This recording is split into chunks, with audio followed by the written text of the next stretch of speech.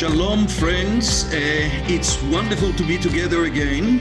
So, our topic is reform and Masorti Judaism in Israel and their growing indigenous character.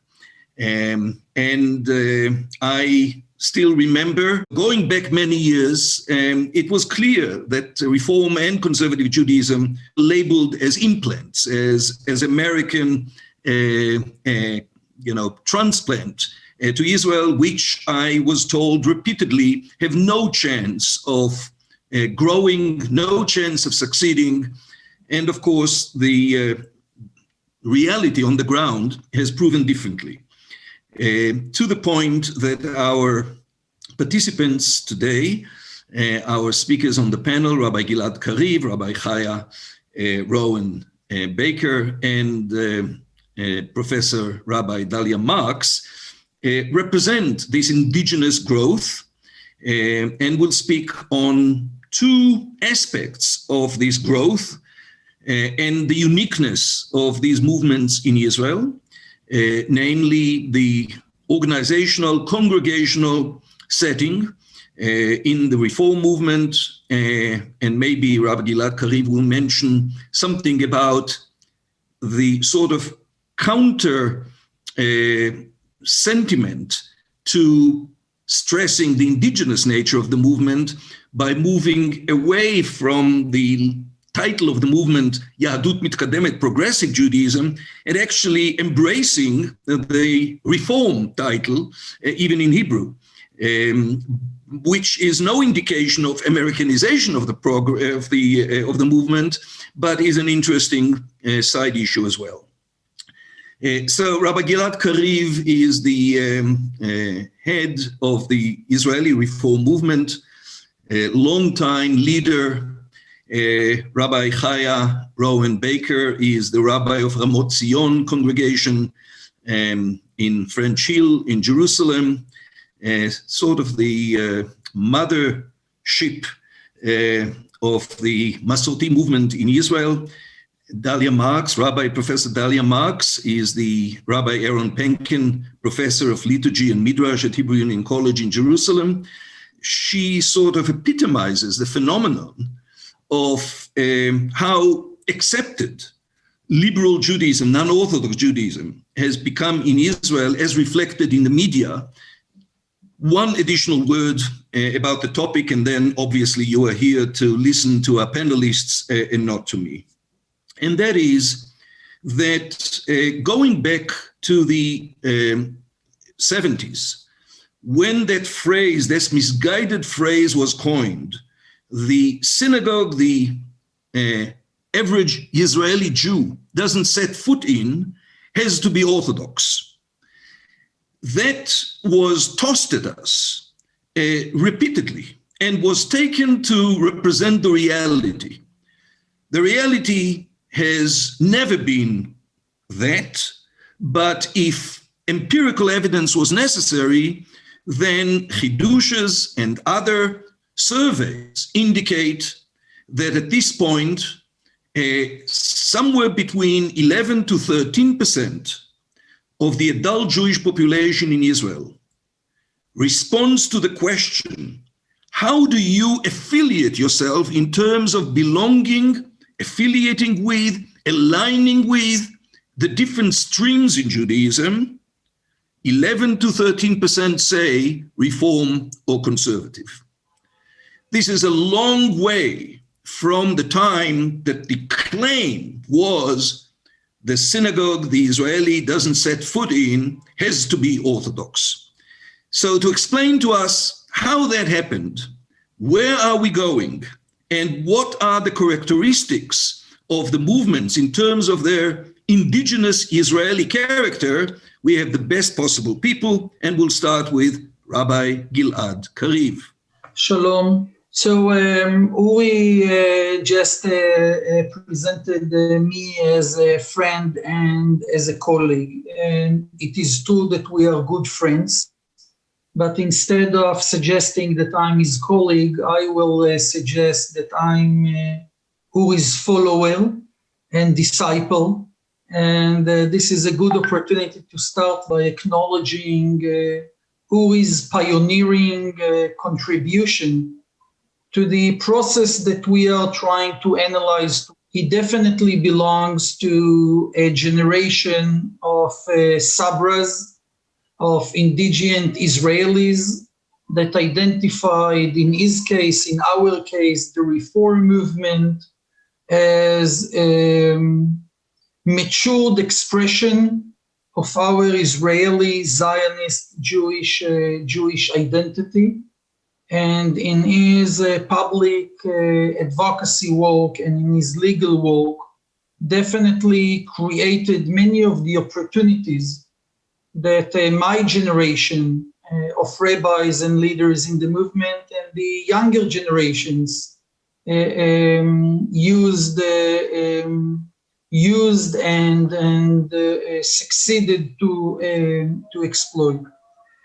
I would like to suggest or to open my thoughts by challenging the topic of our discussion.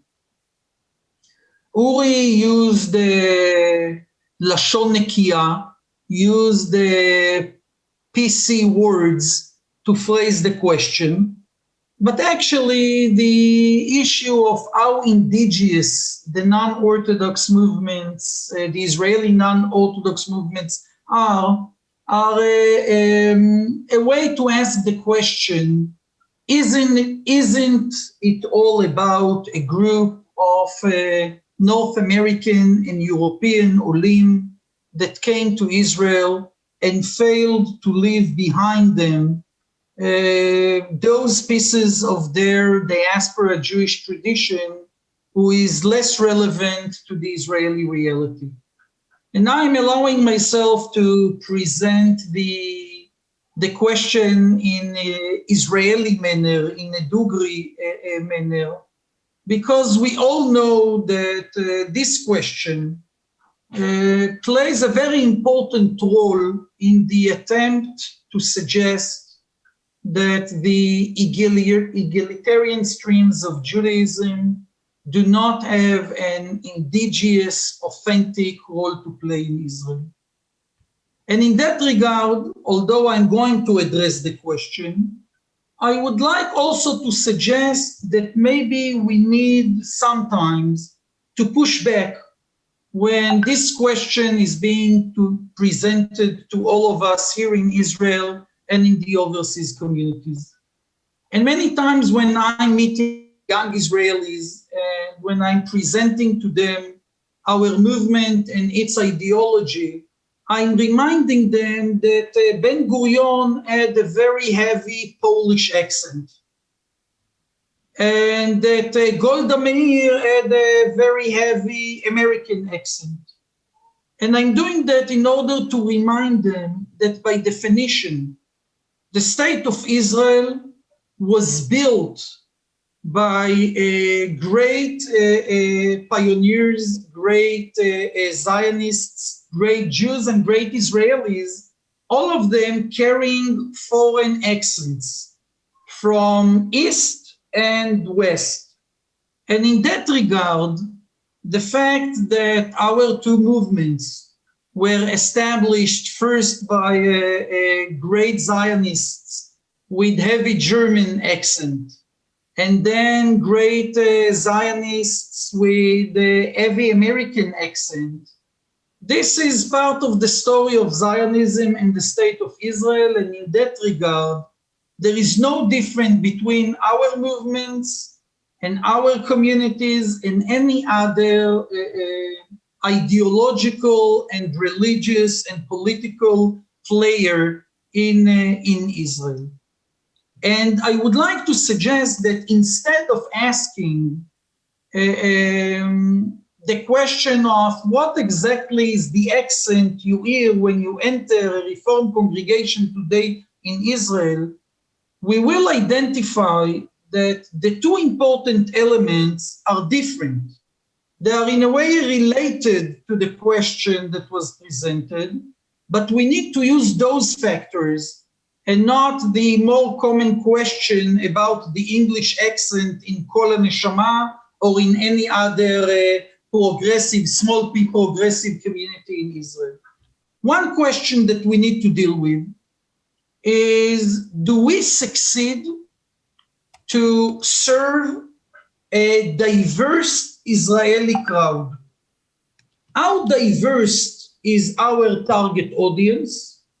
And how diverse are the crowds that we do succeed to inspire and to serve in our congregations together with our rabbis and through our other institutions in Israel? Because in the end, regardless to the question, are we mainly serving sabras or newcomers, a movement that wants to be an influential player, a movement that wants to be well-rooted in the Israeli society must be or develop itself to be a diverse movement in the crowds that are included in our operation. And the second question is the question of, is your operation a multi-generational operation? That because one can suggest that, like in many other cases, when people immigrate to a foreign country, in the first generation and sometimes in the second generation, there is a tendency to hold some elements of the cultural, linguistic, political affiliations that we had in the old country. My grandparents that came to Israel before the Second World War, for years were active in this group, this organization of the Olim from a specific part of Poland. I'm, as their grandchild, has nothing to do with this organization. So a movement that wants to be an influential movement cannot be an organization of one or two generations. And the questions of a multi-generational operation is a very relevant question. And here we need to identify the fact that the attempt to talk about the American or the European origin of the Reforming Conservative movement and the way that it is done in Israel is only an attempt to strengthen the delegitimization of those two movements. And as I will share with you, those efforts, largely speaking, are failing. Now, not only because I learned a lot from Uri, also because I strongly believe that we are today in a point that allows us to check the things and to base our analysis on a clear data. I believe that the answer to the questions that Uri presented and to the two factors I suggested as the important factors can be found in numbers and should be looked for in different studies and different surveys. The numbers do not tell us everything, but they offer us a solid base to have a true discussion and to separate news from fake news and to identify the fact that people are using false information in order to promote their political causes, to block the growth of the two movements. And in that regard, I do want to share with you four figures. We don't have the time to go into each figure in depth, but I think that you'll get the general concept. And I want to share with you four figures.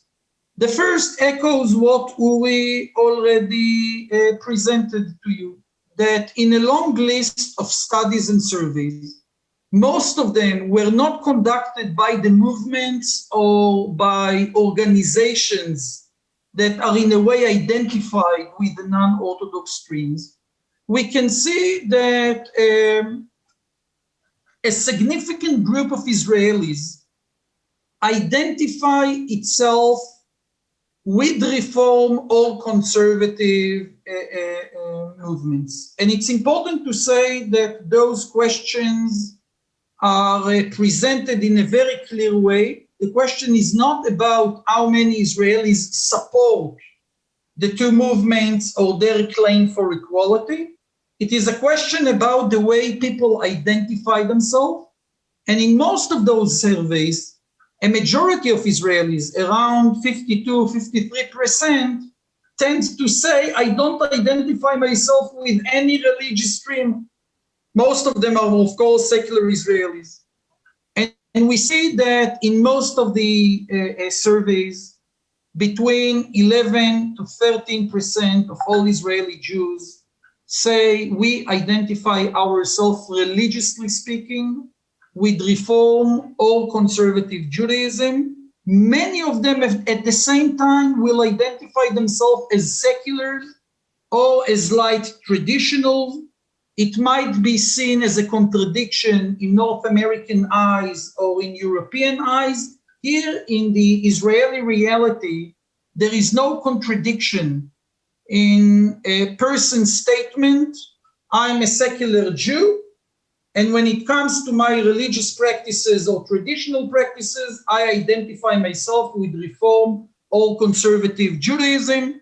Only one study, the Israeli Pew, that was conducted in the end by a right-wing Orthodox institution, shows different figures, and the left side red line represent the outcomes from the survey in 2012. They were released in 2013, and it can tell you something also about the growth the two movements experienced in the last 8 to 10 years. The second figure I asked to share with you, in a way, proves or strengthens what we just saw in the first figure.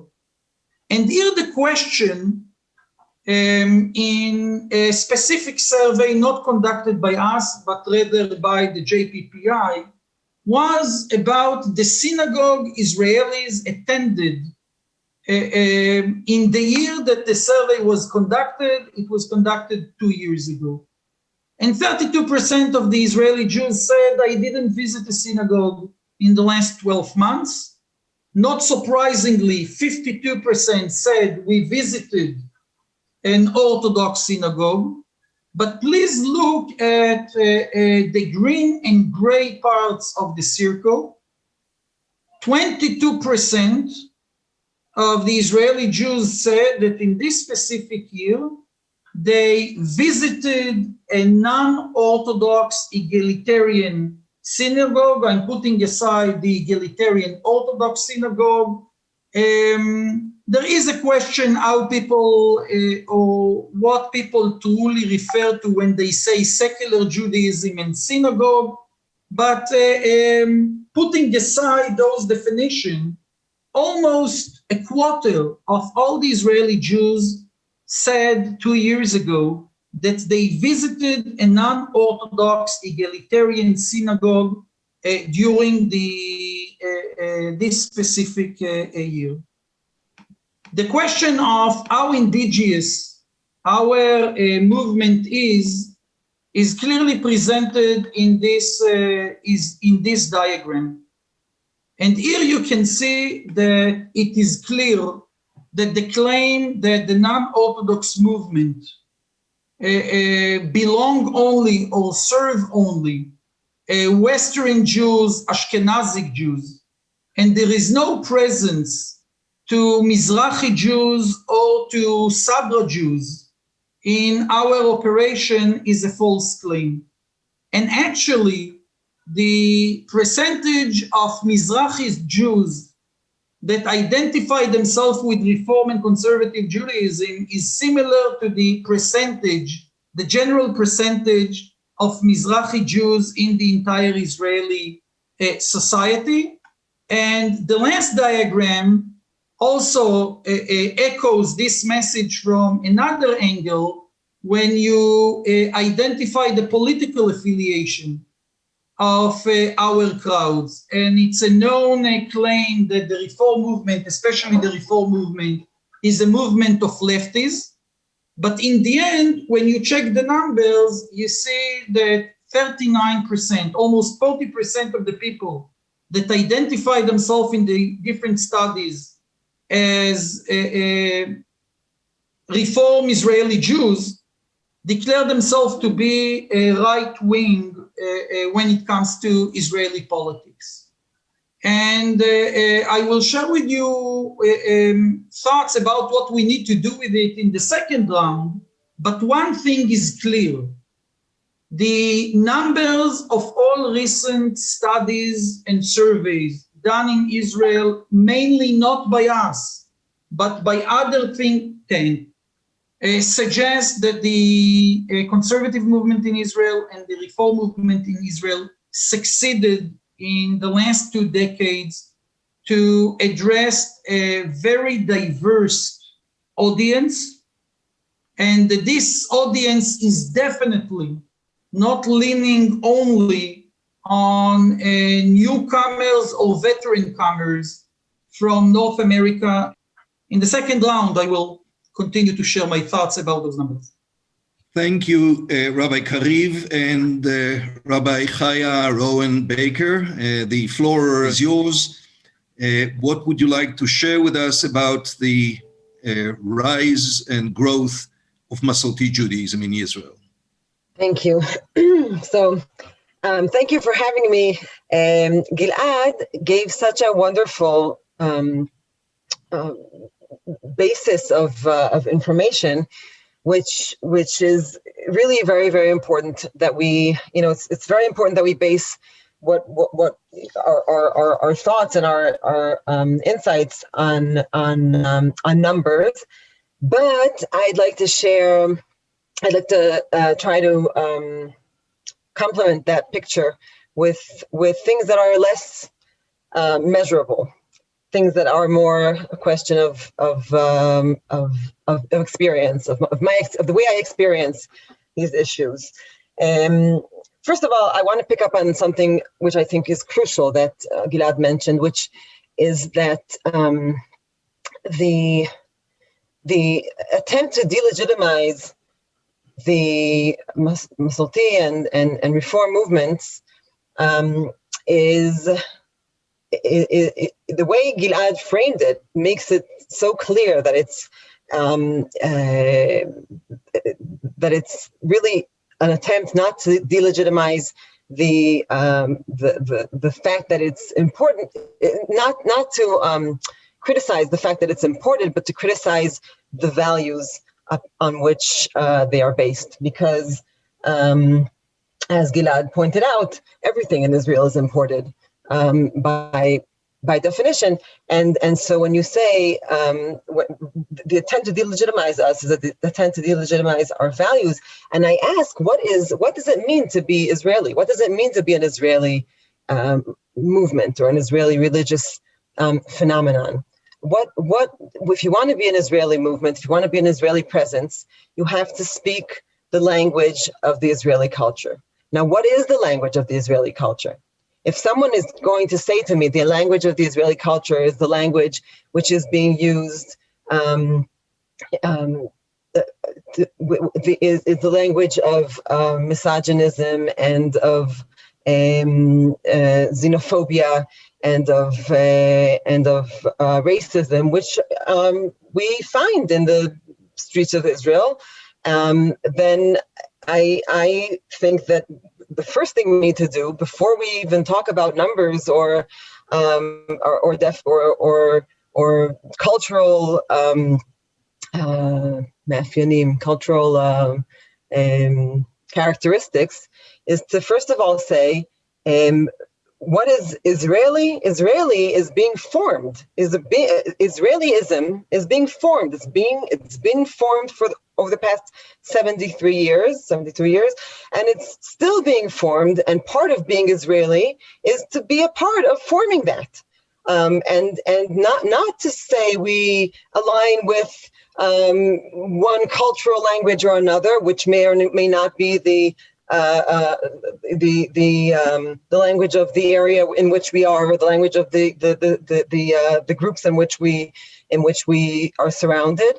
But we are Israeli in that we are here together, building Israeli culture, building a culture of a language of tolerance and of egalitarianism and of human rights and of love between people and appreciation between people and respect between people, and respect not only between people, respect to the world and in which we live. And I think I really feel very strongly that the claim towards one person or another, you are or you aren't Israeli. I mean, this is what we've been dealing with for 7 years. How who is more indigenous? Who is more of a native?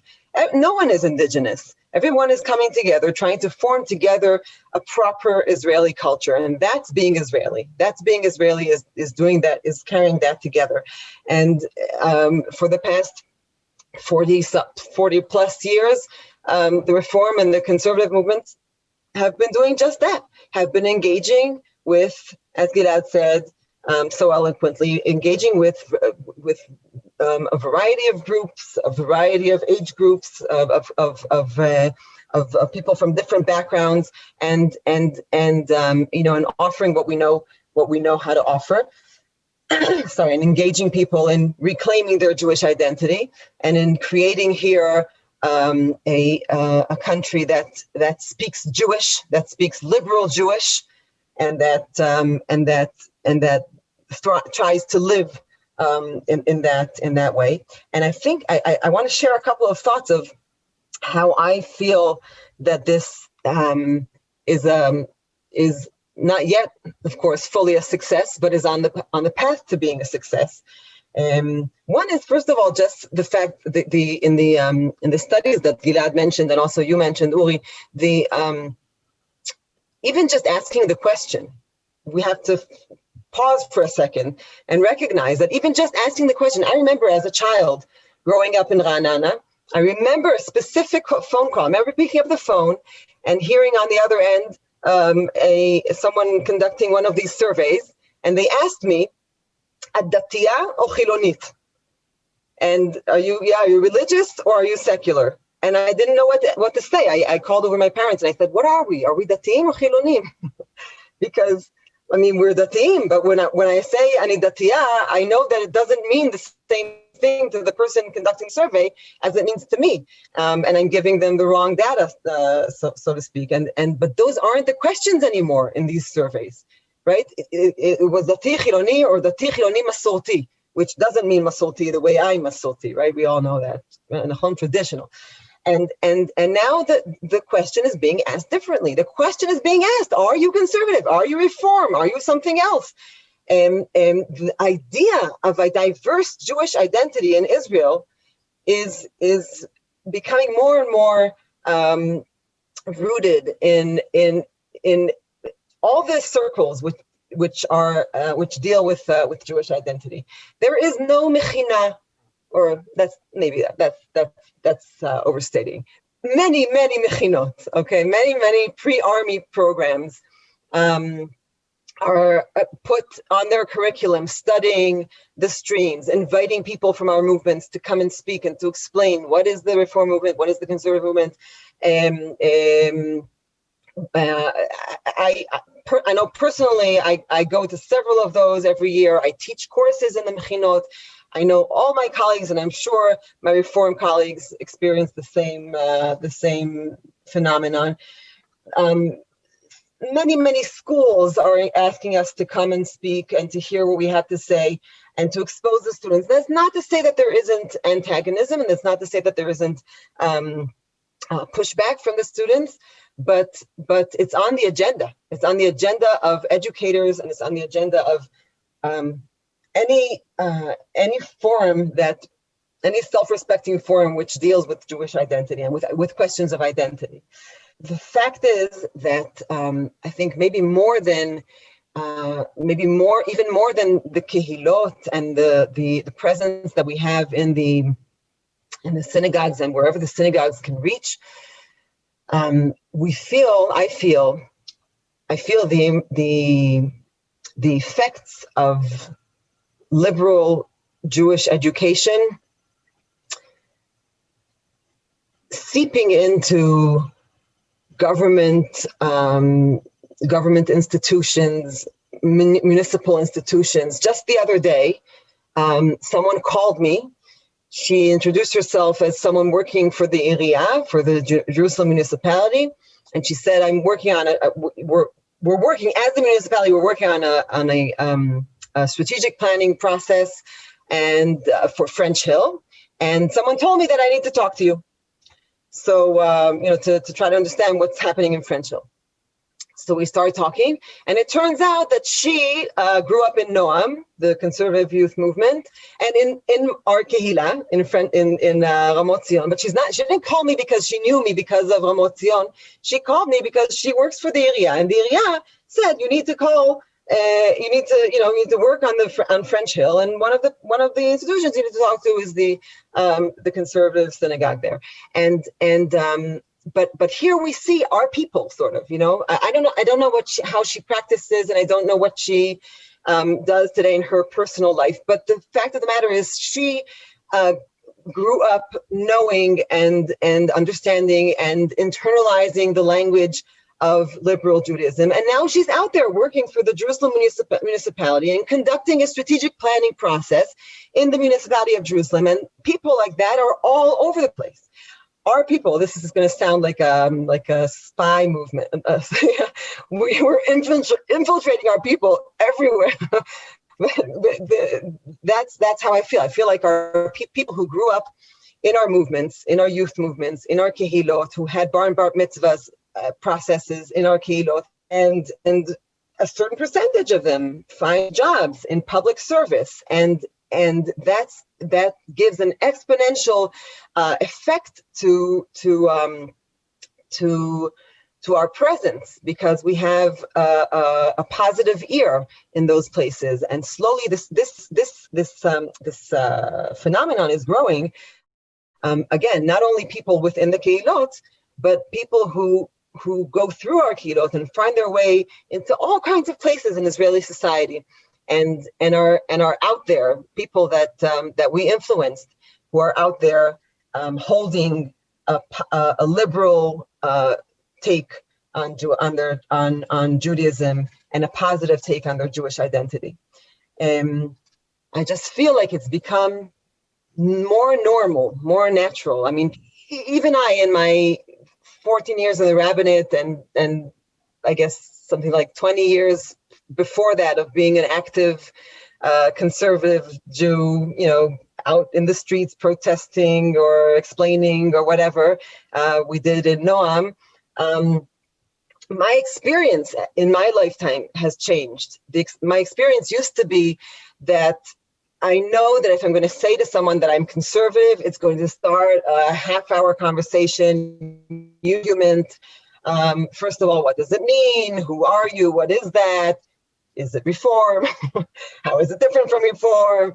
And then arguing with me about whatever it is I'm going to say. And I used to think very carefully before I said that I was conservative, before I said I belonged to the conservative youth movement or whatever it was. And even in the beginning, before I said I was a rabbi, if someone would ask me, what do you do? If a cab driver asked me, what do you do for work? Sometimes I would sort of say I teach Judaism, or something like that, because I knew that if I said I was a rabbi, then it would start this whole thing, and I didn't always have energy to start this whole thing. And more and more, when someone asks me, what do you do? And I say, Ani Rabbah, which in Hebrew, I guess would be the feminine form of Rav, then more and more the reaction is, oh, that's interesting. And that's the end of it. And they might think that I'm reform. They probably do. But they've heard the term. They've come to terms with the term, and it's less of an issue to say, oh, here's a woman who's a rabbi.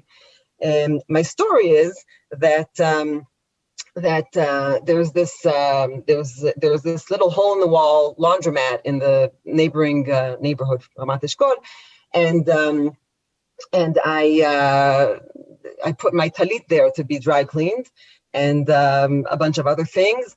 And of course, I left them there for a long time because that's just the way my family rolls.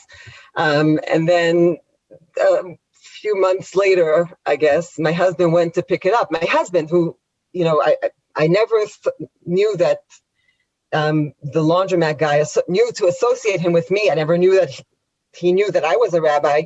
Anyway, my husband goes to pick up the stuff, and he says, listen, I lost the little slip. Maybe you remember I left some stuff here a long time ago to be dry cleaned. And the guy says, oh yeah, the rabbi's talit, right? And I said, oh, so there you have it. The laundromat guy knows that I'm the rabbi and remembers my talit. And it's just like completely matter of fact that my very feminine looking talit is just the rabbi's talit. And so I feel like more and more of these kinds of things are happening around us. The numbers Gilad brought are the empirical data, if anyone needs that. But it's not just the data in, you know, wherever studies are being done. It's the actual feeling in the streets, in the cabs, in classrooms, dealing with government officials. Of course, there's so much more work to do, but I can definitely say that we feel a change in how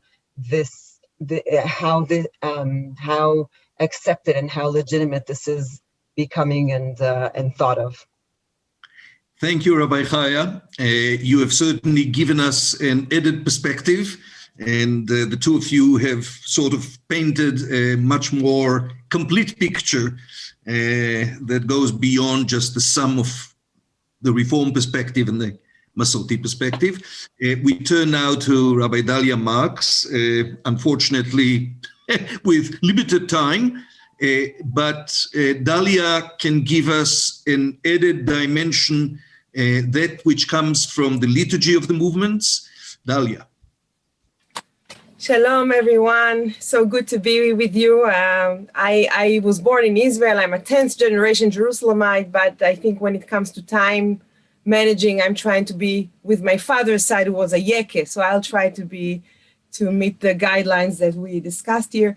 My friend and colleague, and actually my rabbi, you know, Chaya, Rebecca Rohan is my rabbi because I'm a congregant in her congregation, is often known to be too modest.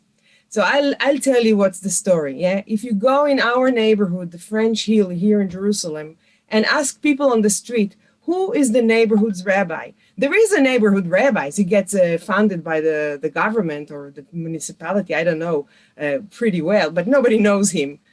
Everybody will tell you it's Chaya Bekeroan. Yeah, because she practically functions as the community leader, not just the community of Ramot Zion, but the larger community of our neighborhood.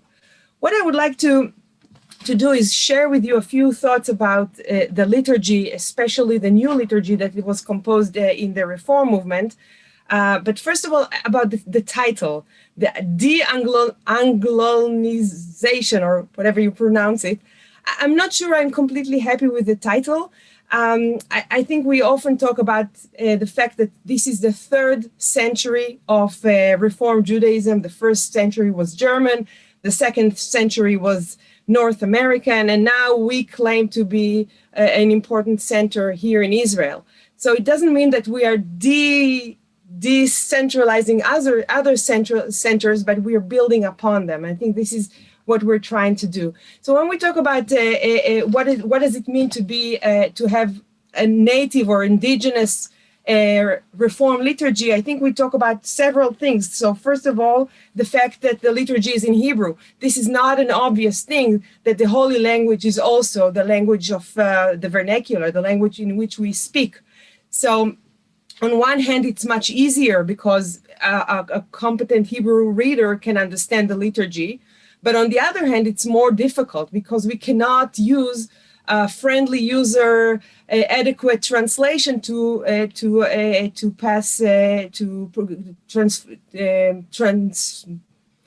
say what we want to say. Yeah, because I would say that most of the creativity in the diaspora Reform liturgy is not in the Hebrew, but in most cases, but in the translation, in the English version. So that's one thing, the fact that we speak Hebrew and we operate in a much more, I would say, traditional setting, and that requires something of us because people do understand what they're saying.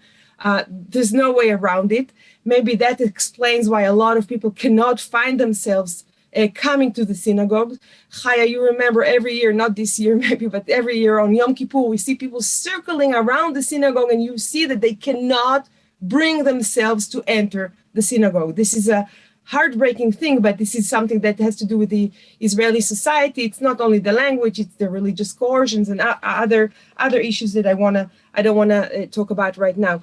Another aspect is what I would call the voices of the liturgy. And here, let me just upload here a few examples from the new Israeli Reform Siddur that I was fortunate enough to be one of its co-editors with Rabbi Alona Lisitsa. And one of the things that we kept asking ourselves, and Gilad was also very active in the work of the Siddur, is what makes it an Israeli Reform Siddur? Yes, it was very important for us. You know what? Let me share with you just before that.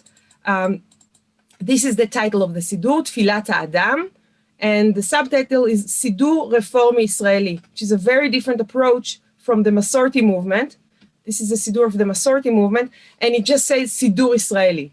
Yes, it's an Israeli Siddur. We wanted to emphasize the fact that this is an Israeli Reform Siddur, and the title of the Siddur, Tfilat Adam, is a hint to all who see it and all who listen to it, because it's as you know, it's the final words of Hannah Senesh's most famous poem, Halicha leKesaria, Eli, Eli, right?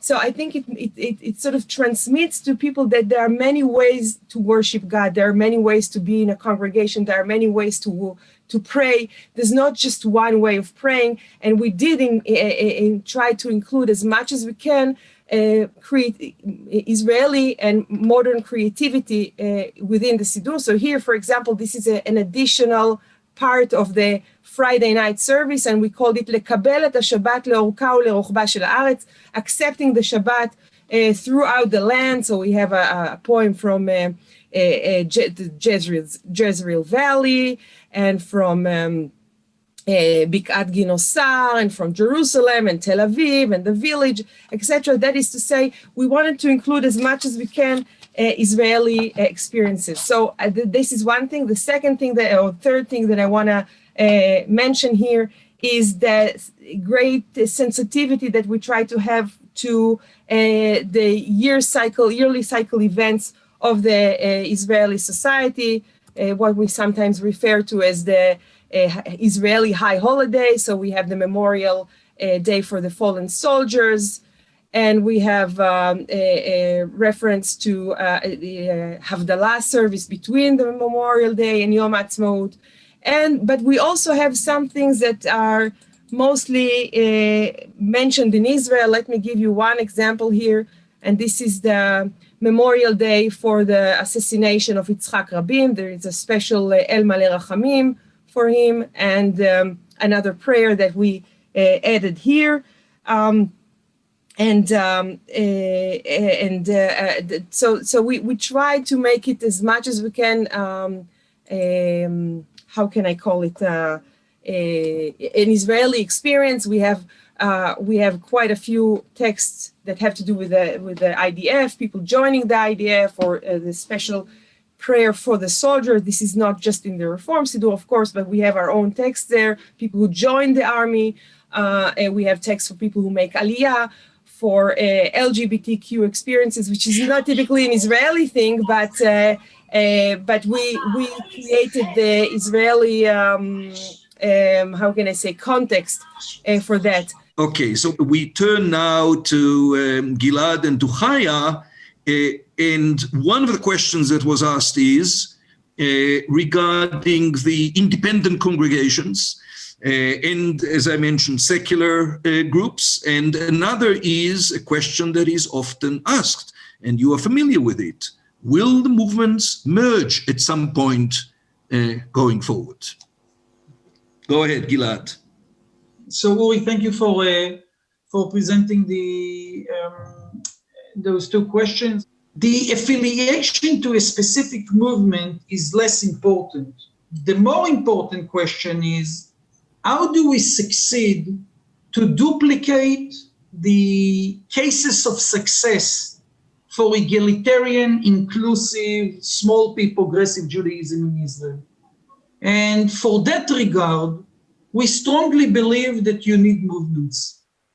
That the role of the movements in Israel is to set the infrastructure for closing this generational gap that exists today in Israel. We need to be honest that the two movements were late to invest in Medinat Israel and in Eretz Israel.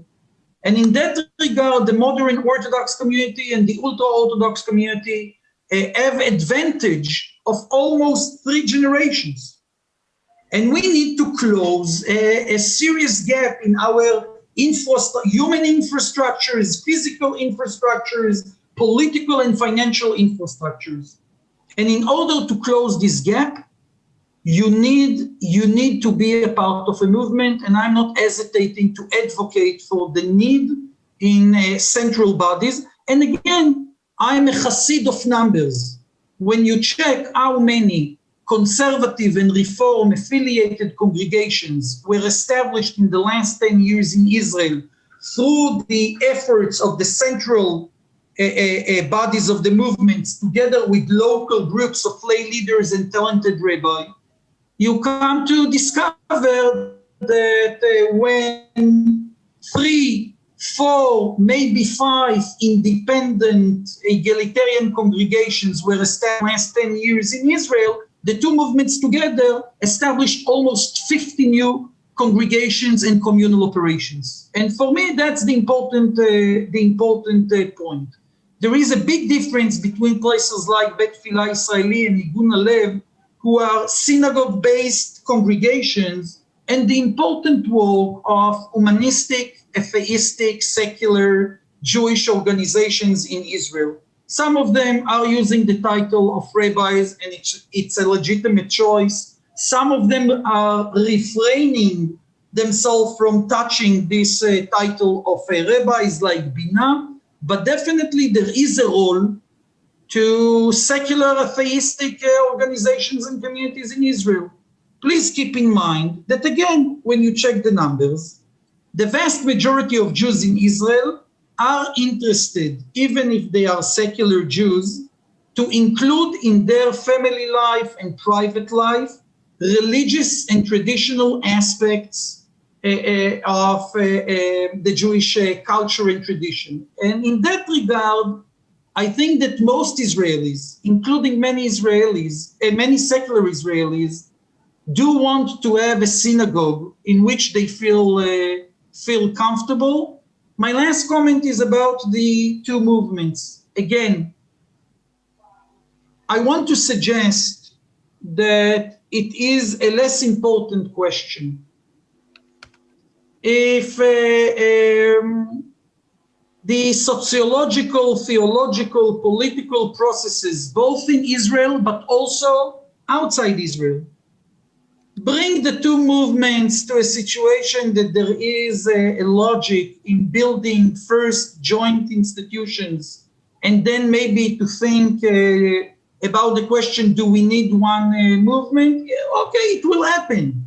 This is not a critical factor in the ability of the two movements to pave their way into the Israeli society. And I need to say that today I think this question is not less relevant to North America and to Europe than to Israel.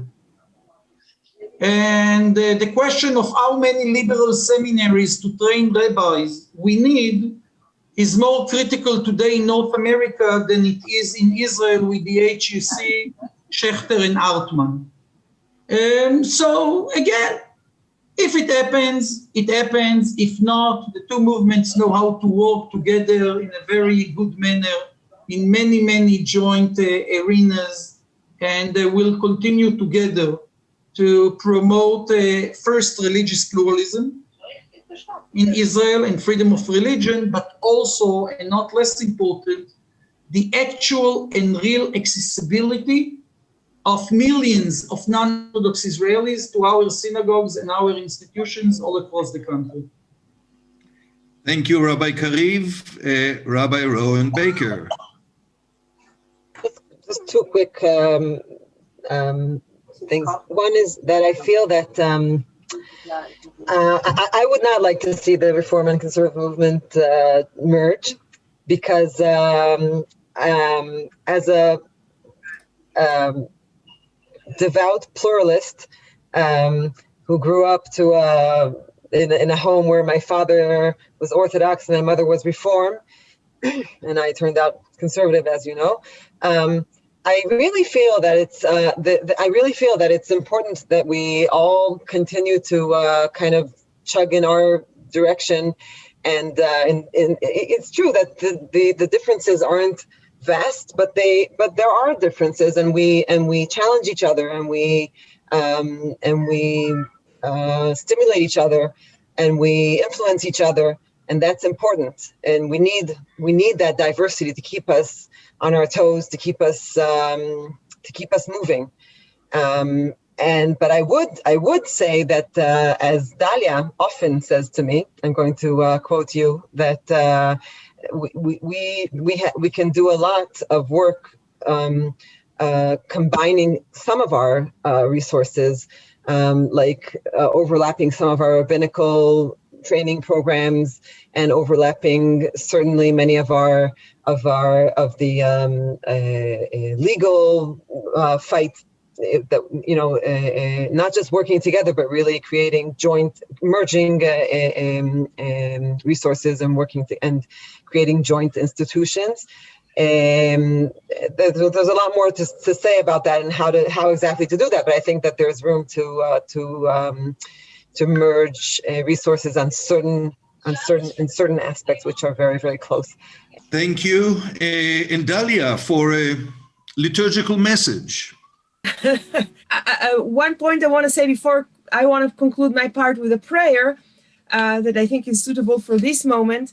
I like to be invited to talk about the Reform movement, but I'm much more happy to be invited to talk about things as a rabbi, right?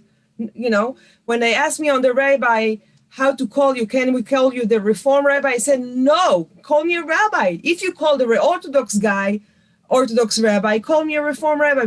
But if not, I'm talking with, this is my authority is to be a rabbi.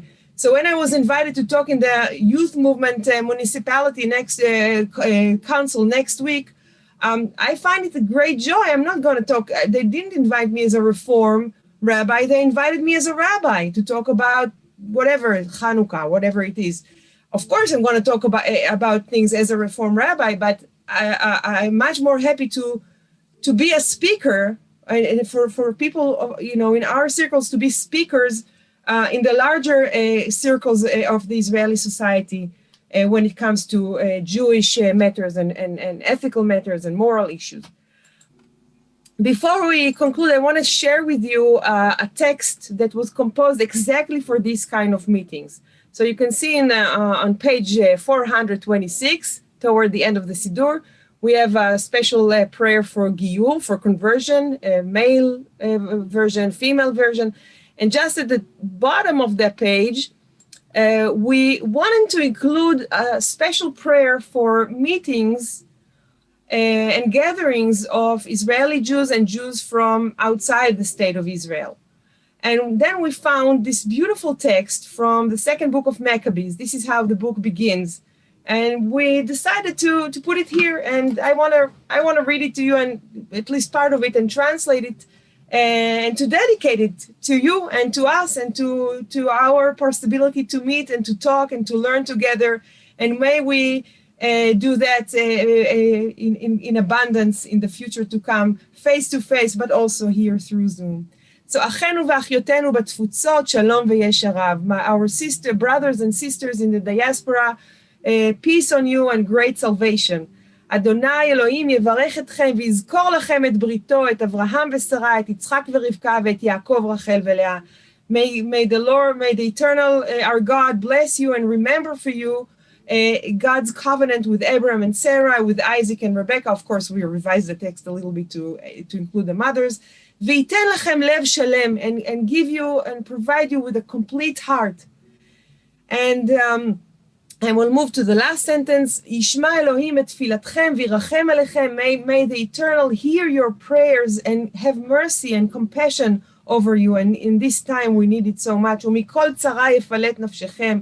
And from all kind of plight and trouble he shall save your souls. זאת תפילתנו בעדכם כל הימים. This is our prayer for you all days. ונאמר אמן. תודה רבה.